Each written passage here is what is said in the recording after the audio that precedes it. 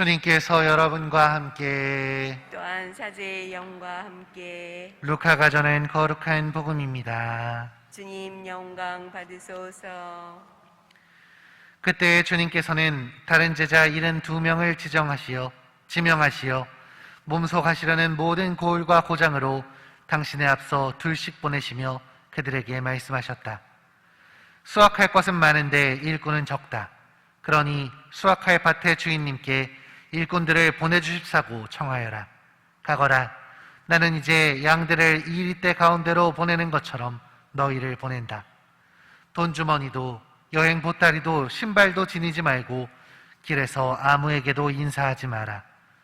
어떤 집에 들어가거든 먼저 이 집의 평화를 빕니다 하고 말하여라. 그 집에 평화를 받을 사람이 있으면 너희의 평화가 그 사람 위에 머무르고 그러지 않으면 너희에게 되돌아올 것이다.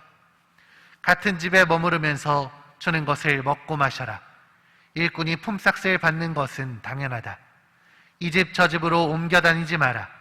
어떤 고을에 들어가든지 너희를 받아들이면 차려주는 음식을 먹어라. 그곳 병자들을 고쳐주며 하느님의 나라가 여러분에게 가까이 왔습니다 하고 말하여라. 주님의 말씀입니다. 그리스도님 찬미합니다.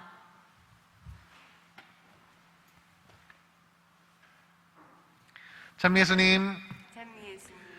오늘은 루카복음서를 쓴 루카복음사가 축일입니다.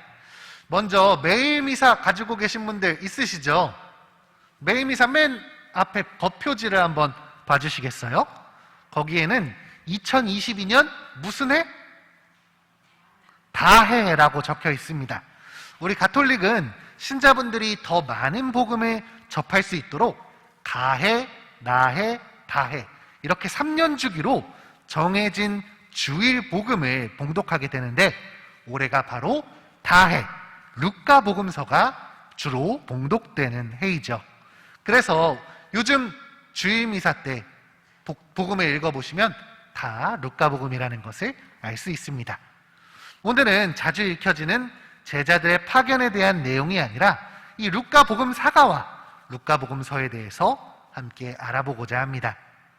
먼저 우리는 세 번째 복음서와 사도행전을 저술했다고 알려졌기에 루카를 복음사가라고 이야기를 합니다. 그런데 정말로 루카가 이 모든 내용을 직접 경험하고 혼자서 다 쓴 걸까요? 아시다시피 루카복음서의 첫 장에는 이에 대한 설명이 나와 있습니다. 우리 가운데에서 이루어진 일들에 관한 이야기를 엮는 작업에 많은 이가 손을 대었습니다. 처음부터 목격자로서 말씀의 종이 된 이들이 우리에게 전해준 것을 그대로 엮은 것입니다 라는 말씀입니다. 이 말씀에 따르면 루카복음서는 루카 한 사람이 저술한 게 아니라 수많은 사람들의 도움으로 공동체적인 작업을 통해 완성되었다는 것을 알 수 있습니다. 다만 편의상 그 대표자로서 복음의 필자로서 루카를 언급하는 것이죠. 또 처음부터 목격자로서 말씀의 종이 된 이들이 우리에게 전해준 것을 이라는 말을 살펴보면 루카가 예수님과 처음부터 함께한 사이가 아니라는 것도 알 수 있습니다. 오늘 복음에서 파견되는 72제자 알고 계시죠?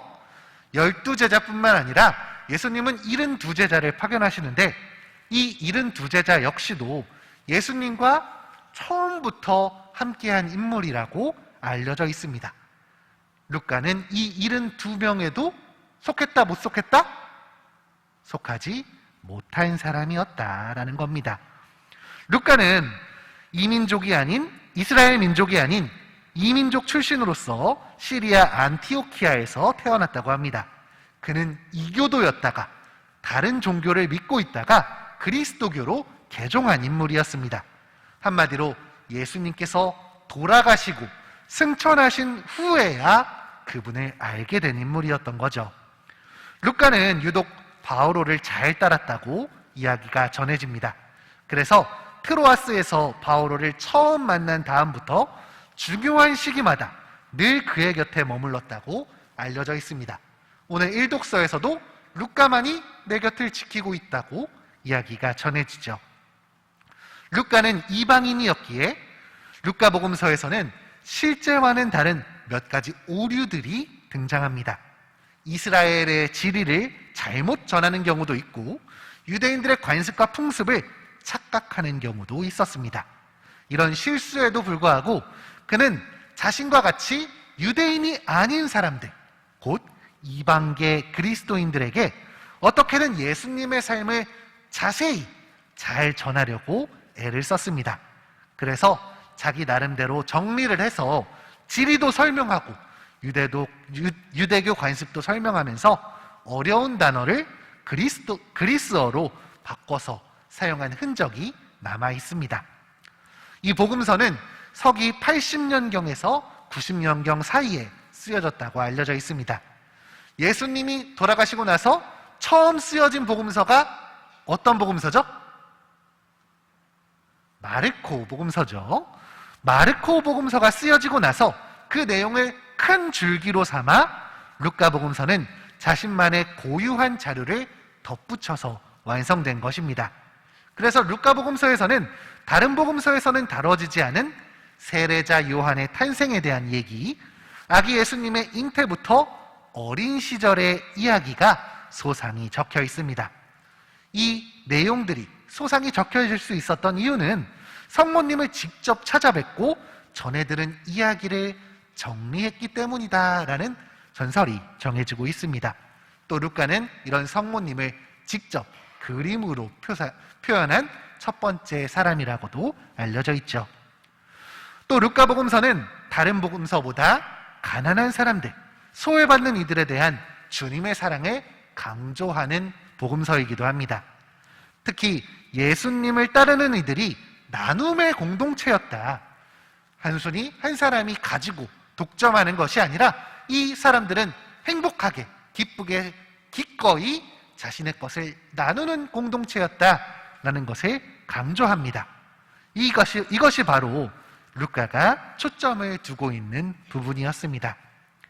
이렇게 루카 복음사가와 루카 복음서에 대해서 아주 살짝 맛보기로 알아보았습니다. 이것 말고도 사실 루카 복음서에 대해서 드리고 싶은 말씀이 너무너무 많은데 길어지면 싫어하시잖아요. 그렇죠? 끄덕끄덕 하시죠, 다들? 네. 그렇기 때문에 오늘은 집에 가셔서 루카 복음사가에 대해서, 루카 복음서에 대해서 한 번씩 검색해 보시는 건 어떨까 싶습니다. 루카 복음사가를 기념하는 오늘, 우리 집 성경에 먼지가 잔뜩 쌓여 있다면 오늘은 먼지 좀 털어내시고 성경을 직접 읽어보시는 건 어떨까요? 다들 핸드폰 보시는 거에 익숙하셔서, 아니면 매일 미사 보시는 것에만 익숙하셔서 성경에 먼지가 쌓여 있는 경우가 종종 있는 것 같습니다. 오랜만에 성경을 펴고 오늘 복음 말씀을 직접 찾아서 읽어본다면 주님께서, 특히 루카 복음사가가 우리가 이 말씀을 더 잘 이해할 수 있도록 곁에서 도와주실 것입니다. 성경에는 사랑과 진리가 담겨 있습니다. 이 성경을 더 자주 읽을 수 있는 우리 임혜동 공동체가 되었으면 좋겠습니다.